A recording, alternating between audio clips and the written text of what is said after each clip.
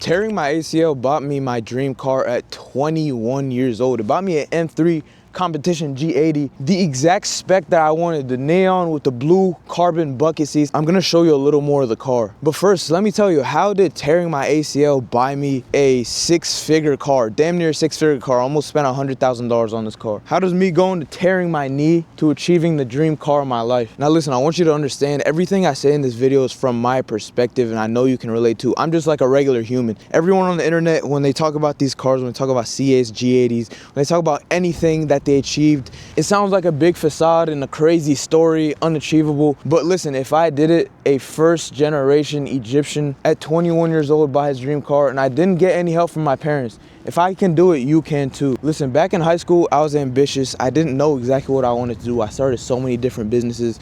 And at the same time, I was grinding for football. I had a 315 bench. I believe my 40-yard time was 4.4 seconds. I thought football was gonna be something I continued to do for the rest of my career. I was the strongest I ever been. I had the best mindset I ever had. I was the most ripped I've ever been, ever. And I was 18 years old. And I'm sure you know where the story's gonna lead to, but I know you still have that question. How did that lead to me buying this car? It was a calm Wednesday of my senior year of high school, and I was playing football, and I went to practice. I was having a really good practice. We did a really good warm-up, and I was just feeling myself because I was starting, I was fast, I had hands, I could break down anything that ran in front of me. But suddenly my life changed. All it took was me running a 10-yard out. For those of you who don't play football, that don't know what I'm talking about, a 10-yard out is basically where I go straight and I take a right and I plant my foot. But hold on, let me give you an example.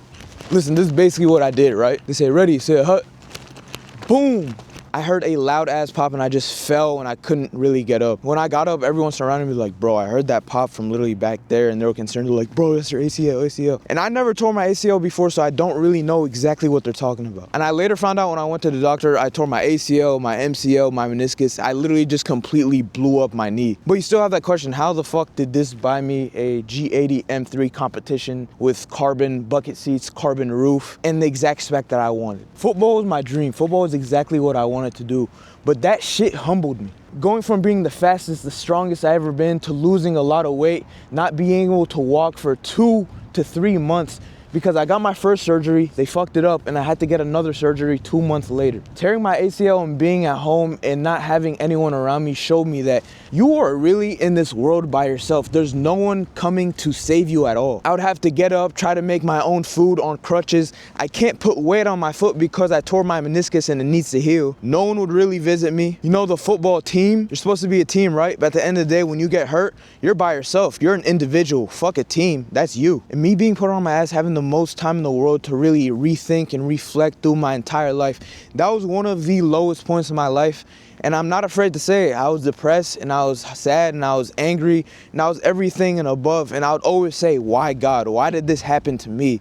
And I'd later find out exactly why this happened. This built character. This built me to the person that I needed to be. So I had all the time in the world to learn exactly what I needed to learn. So while me being injured, I had all the time in the world. And I could have used that time to simply do nothing, play games, sit on my ass, smoke weed all day, but I didn't. There's always two choices in life. That was the first choice. And the second choice is researching, seeing what I wanted to do. I was a senior in high school.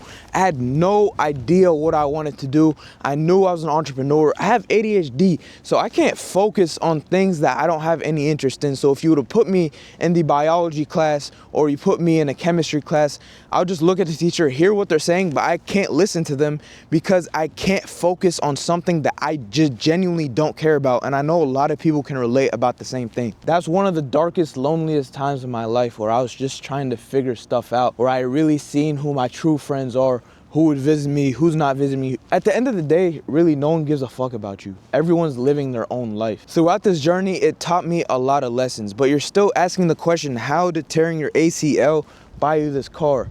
As I was telling you, when I was lonely and I was sitting by myself, I had a lot of free time. So with this free time, I spent researching, going through my phone, watching TikTok, wasting a bunch of time. But I would come across different business models and things that I would try later on. The last thing I wanted to do was to go to college and follow the traditional path and listen to somebody, because Listen, maybe this is an ego thing, but so when people boss me around and yell at me, try to tell me what to do, I will snap the fuck back at them because I genuinely hate taking any disrespect. And I know there's a lot of people that say the same thing, or a lot of people that can take disrespect, but I'm the type of person where I can't. I'm a leader. I need to lead the pack. And that's what I've understood by being by myself, by being captain of the football team. I know it sounds cheesy, oh, me saying I was a captain on the football team. Well, that shows why did I get nominated as the captain of the football team? Because I had characteristics that would show that I'm a leader, and I can lead a pack, that people can listen to me and understand what I say and realize that I'm trying to make them better. And through understanding this and understanding that I can't focus in school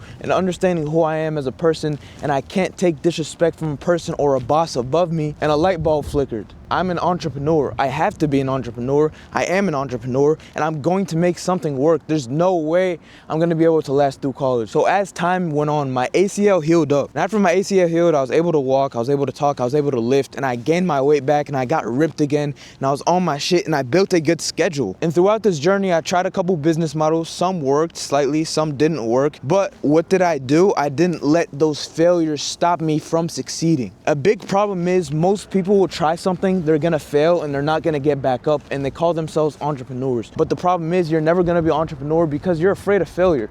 Whenever failure occurs, you simply just fold and you melt into the ground like you were never there. But with me, I learned resilience. I learned how to get past certain obstacles. I learned how to problem solve, because the biggest part of entrepreneurship and owning a business is problem solving. The bigger problem that you can solve for someone, the more you get paid. You're a millionaire, you just have not received your paycheck yet. So senior year was coming to an end. I learned about this business. It's called Airbnb Arbitrage. I found it on TikTok and I was like, shit, this shit kind of piqued my interest. So time went on, spring came around and I was healed up. I was able to walk, but not fully 100%. And I knew I was not gonna go back to football. I was in this entrepreneurship class at my school and a presenter came. This presenter worked for, or they owned a realty company. So basically a leader that had a bunch of realtors on their team. And I said, hey, that piqued my interest. Let me try to see what this is about. I want to be a realtor now.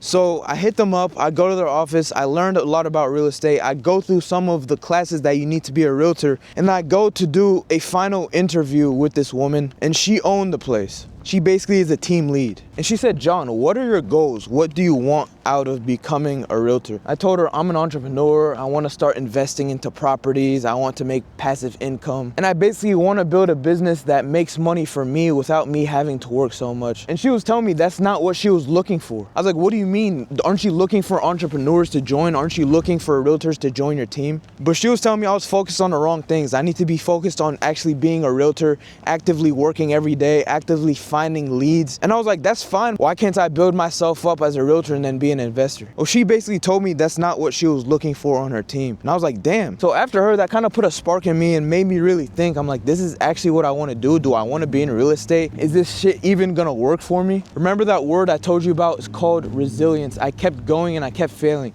And what I did from then on, I DM'd a bunch of other realtors on Instagram. And my boy, Brian Diaz, was one of the first people I shadowed. I DM'd him on Instagram. He was really cool. I pulled up on him and he showed me what he did in a day, which I liked. I didn't dislike. As I was shadowing him, I learned a lot of different things from him. One of the things that he taught me was how you can take over a community. But let's leave that for another video. So after shadowing him for some time, I realized, you know, this might not be exactly what I wanted to do, but this is the field that I want to go in because I want to invest. I want to be able to make money. And I also want to be able to buy properties. I started doing more research, and the more research that I did, I came across this business model called Airbnb Arbitrage. And I'll tell you why this piqued my interest and why it worked out for me. After filling out, looking through the internet, looking at things that I do like, looking at things that I don't like, I came across a business called Airbnb Arbitrage. And I understood from this business you can make passive income. It can be automated, which is the best part of it. Number two, you don't need to own properties. Number three, you don't need much funding. So I'm like, okay, like these three things checked out. What I was looking for is a business that can generate me monthly residual income every single month, pay my bills. And at the time, I'm 18 years old. Who a bank is gonna finance me with my valet job that I'm making $3,000 a month max with? There's no way a bank was gonna finance me to buy a house. So once I found out you can rent a property and then re-rent it onto Airbnb for a profit, I'm like, all right, this is a no-brainer. This is something I can do at 18. But there's also a roadblock. Who is going to trust an 18-year-old to rent a property? Who's gonna trust an 18-year-old to run an Airbnb inside of their property? But I got that shit out of my head. I can do anything I put my mind to. So after I learned about this business model, I did a lot of research, I did a lot of trial and error, and then I eventually found out, okay, I'm going to try my best to find a home and put on Airbnb. If it works, then God bless me. Thank you, God, and alhamdulillah for absolutely everything. So it was the final month of senior year. A lot of things were going on, grad parties, you know, senior night for football. And I remember I walked senior night for football with crutches, with my parents, with my brother by my side. And the guy on the loudspeaker said, John Aziz, going to OSU for business. And when he said that, I was like, there's no way I'm going to go to college after the summer. I need to figure some shit out now. There's absolutely no way. No way, no way, no way. And then senior year came to an end, grad parties ended, summer came around, everybody is going and moving to different cities and going to college.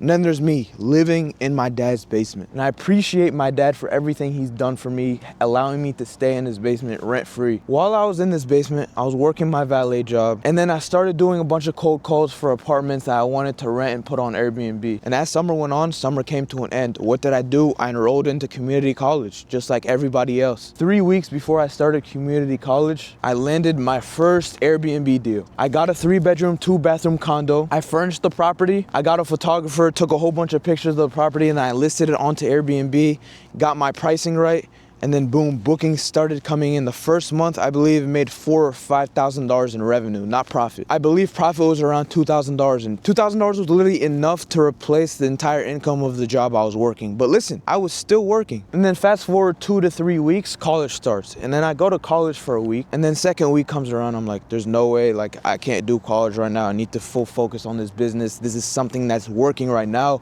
Let me try to expand my business. Let me try to do the best that I possibly could. And one day my dad called me. He said, look, I dropped you out of your classes. Focus on your business.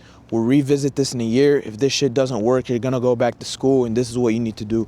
And I have very traditional parents. I'm Egyptian. My dad came from Egypt. He's an immigrant. He grinded his ass off to get me here in America. So I'll be an absolute fucking idiot not to take this opportunity and not to do the best that I possibly can in this life. So that gave me some encouragement. My dad believes in me. My mom has no idea what I'm doing. Right now, my mom still has no idea what I'm doing right now. She has no clue at all. She has no idea what real estate is. She has no idea what Airbnbs are. My dad knows what I'm doing. So from that point forward, when he dropped me out of those classes, a month later, I got my second and my third Airbnb. How did I do this? I funded them through business credit. And now I had 3 Airbnbs. From these 3 Airbnbs, I was making around $6,000 a month in profit. And listen, I was still working my valet job 6 to 3 every single day, 6 a.m. to 3 p.m. It was either 3 or 2 p.m., one of those. I did not give up. I was working on my 9 to 5, come home, work on my 5 to 9, stacking as much money as I possibly could. And I kept reinvesting my money into the Airbnb business. Listen, when you start a business, you don't want to be satisfied. I could have been satisfied with that first property making $2,000 a month, but I wasn't satisfied. I kept going, and it built me to the person who I am today. And throughout me building this business, I've learned so many lessons. I've been through so much shit in my life. Every year that goes by, I get more bills. I get more responsibilities. I have more people I need to take care of. Take advantage of the time when you're young. You're never going to be this young again. I'm never going to be 21 again. I'm never going to be 18 again. I'm never going to be 15 years old again. Take advantage of the time you have now and do the best that you possibly can and work hard. And something I learned from watching a video, this guy said, it's not as important you working hard as important of what you are working on. You could be the hardest worker in the world as a janitor, and you can work every single day. You can work 80 hours a week, but you might not see any reward from it. It's because you're working hard, but you're working hard on the incorrect thing that's not going to produce a lot of money for you. And there's no problem, there's no disrespect towards the people that work hard and don't see a lot of return, but that's the key to business, is to work hard on the right things. And at the time and right now, I'm working hard on the right things. I'm focused on what business is gonna make me money in the longevity, on what I can do to create wealth and not just get rich. And then fast forward 2 to 3 years, I just bought my dream car, G80 M3 competition neon, we have the carbon package, we have the bucket seats, and I'm so blessed. I'm blessed to have the opportunity that I have today to actually teach people what I do and to show people what's truly possible. If I did it, a first generation Egyptian immigrant, why can't you? And listen, sometimes it takes you getting on your ass to get back up. And sometimes you need to see the bad of the world so you can create the good. Seeing my dad come from absolutely nothing, living in a village with 8 siblings in a small house, to finding his way to America and creating a life for me and creating an opportunity for me to be able to grow and start a business, I would be an idiot not to take the opportunity. I know a lot of you are immigrants living in America in your first generation, but you're lazy and you don't do shit. How are you gonna be lazy when your parents sacrifice everything for you? And this is not just for immigrants, this is for Americans or anyone around the world. How are you going to be lazy if your parents sacrifice everything for you? Your mom sacrificed her body to have you. Your mom could have died while she was giving birth to you. Now you don't appreciate it. You don't appreciate the 9 months that you were in your mom's belly. You don't appreciate your parents taking care of you. And some people don't have parents. You need to appreciate the fact that you have parents. You need to appreciate the fact that you're watching this video right now because you have Wi-Fi, you have a phone you're probably watching me on, or you have a computer. That alone shows that you're probably the top 20% of the world and you're not taking advantage of that. And that's just crazy to me. But man, I'm so thankful for everything that I have. I'm gonna continue to work hard. Listen, for those of you who don't follow my Instagram, make sure you follow my Instagram right now. I'm gonna be posting all types of content starting this week. And also, if you wanna learn more about the business that I started and got me my M3 competition at 21 years old, make sure you check out the link in the bio below. But with that being said, be grateful, work hard on the right things, and you can end up in a great position. And also understand, you can lose this shit all just as you got it. God is the one that's going to produce for you, but he's gonna use you as a vessel for production. Remember that. I love you guys. I hope this motivated you some type of way, and I wish the absolute best for everyone. I hope you guys have a good day, blessed day, a productive week. Make sure you follow my Instagram and make sure that you pray to God.